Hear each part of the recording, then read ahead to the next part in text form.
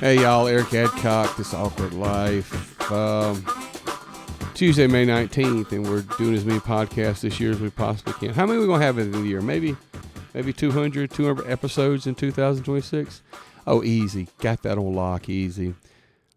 Old coach in one of the schools I went to, he had this saying when someone would claim they were hurt during a play or during a game or something like that.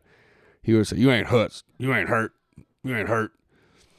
And he'd call them a sucker. He'd say, "You ain't hurt, sucker." And I could just hear it over in my voice. He'd say, "You ain't hurt, sucker." And he thought you were trying to take a play off or didn't want to participate in PE or whatever sport he was coaching. That was it. "You ain't hurt."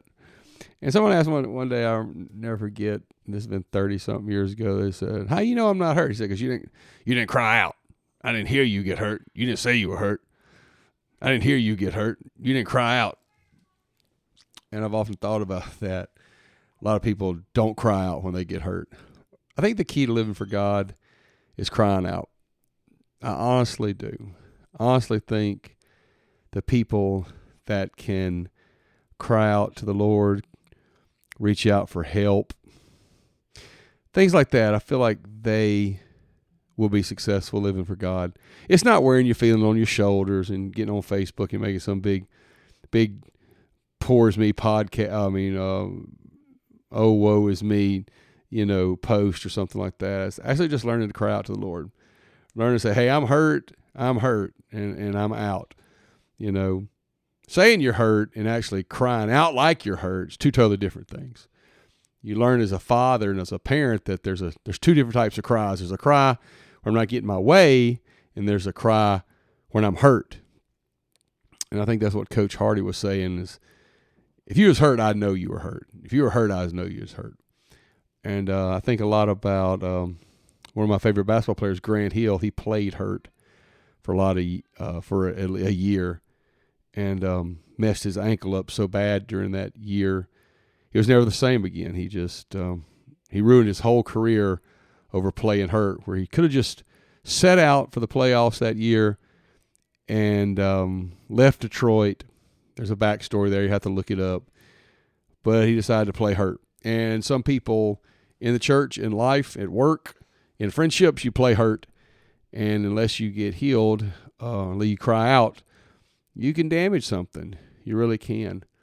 And I think I told somebody the other day there's a lot of keys to being successful in life. There's a lot of keys to being successful living a Christian life. I think one of them is letting know people when you hurt. That's hard. That's hard because we make fun of that. We're told to carry on, to trudge on, and don't say anything about it. And feelings are a lot of times just that. It's just something you feel. It's not a legitimate thing. But the safest place to cry out is to the Lord. And when you're by yourself, and those that can do that are successful. There's nothing wrong with being hurt. There's nothing wrong with being down. It's wrong to stay down, and when you can get healed, to remain hurt. So take care of yourself out there. Take care of yourself physically. Take care of yourself spiritually. Take care of yourself financially. I know people that are constantly financially hurt, but take care of yourself. As my friend Brother Abshire says, we need 3 loaves every day, and that's spiritual, physical, and physical.